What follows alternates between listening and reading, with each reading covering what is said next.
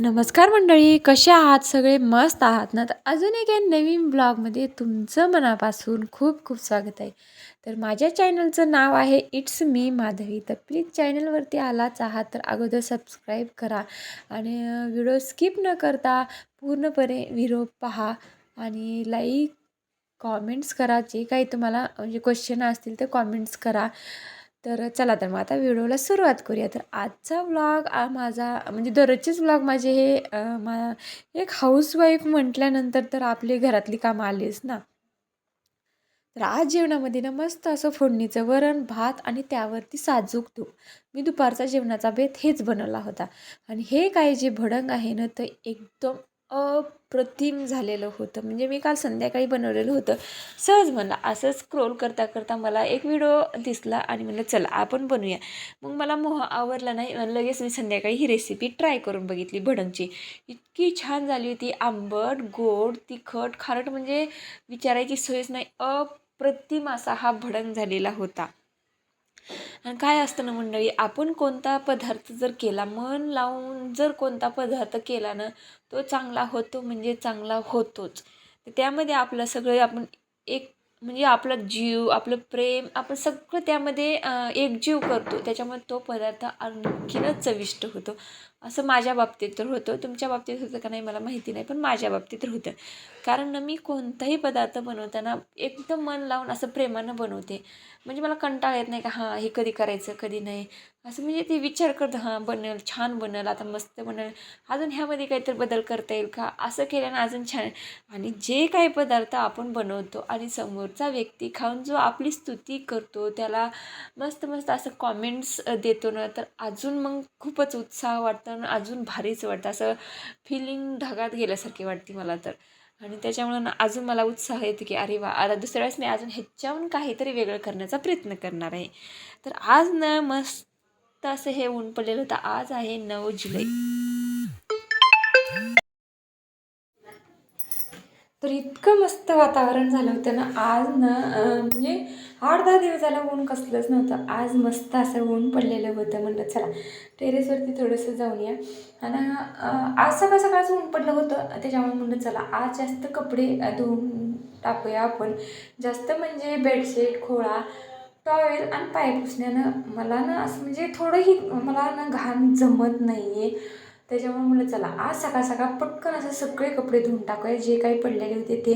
मग सकाळ सकाळ 7 वाजता मी कपडे धुवून टाकले. 10 वाजेपर्यंत माझे सगळे कपडे वाळले आणि नंतर मग 10च्या नंतर थोडासा भुरभुर असा पाऊस आला. म्हटलं चला माझ्यावर एक कृपा झाली की माझे कपडे वाळले दुसऱ्याचे वाळू अगर ना वाळू पण माझे तर वाळले आणि घड्याळ घालून आपल्या व्यवस्थित कपाटामध्ये ठेवून दिले. म्हणजे काही दररोजचे कपडे होते ते म्हणलं चला चालत राहते ते दिवसभर आपलं वाळते.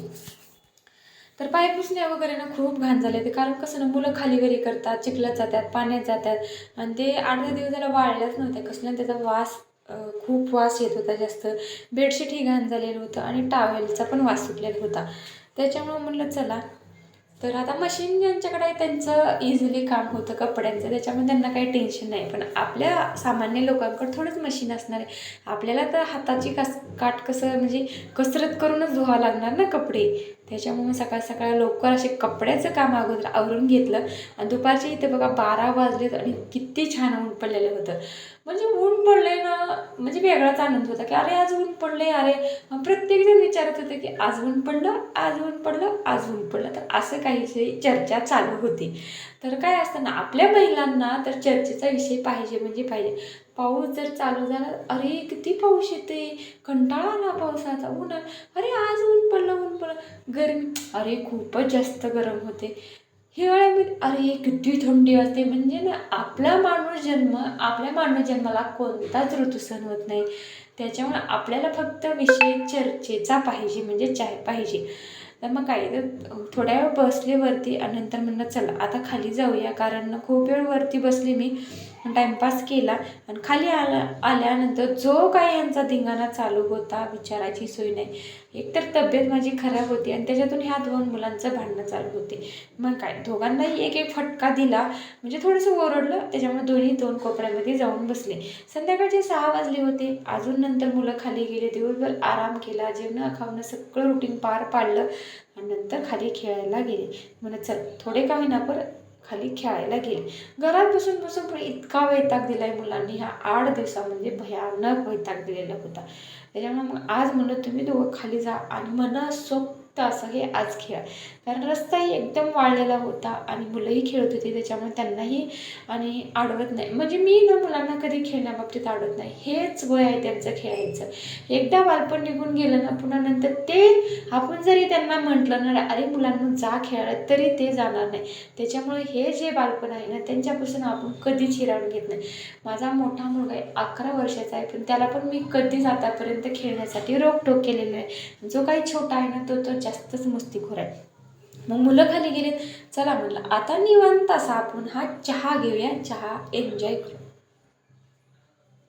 तर इथे चालले आता माझ्या एकटीचं चहा करून पिणं. म्हणलं चला तुमच्याशी बोलूया, पण बाहेरचा गर्दा जास्त येत होता त्याच्यामुळे तुम्हालाही बोलणं शक्य झालं नाही. तर मस्त असा हा चहा बनवते मी थोडंसं अद्रक वगैरे टाकून. कारण कसं ना तब्येतीला थोडा घसा खवखवत होता, त्याच्यामुळे म्हणलं चला अद्रक बिद्रक टाकून मस्त असा मसाला चहा बनवून मस्त निवांत एकांतात आपण वेळ घालून चहा घेऊया.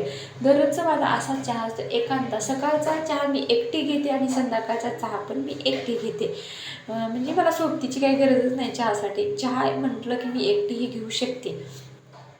तर अशा प्रकारे आता चहा उकळत ठेवलेला आहे. तर प्लीज चॅनलवरती नवीन असताल तर प्लीज सबस्क्राईब करू नका. आता 8 दिवस कसे गेले कळत नाही. आता माझ्या डोक्यात विचार चालू आहे की उद्या टिफिनसाठी काय बनवायचं.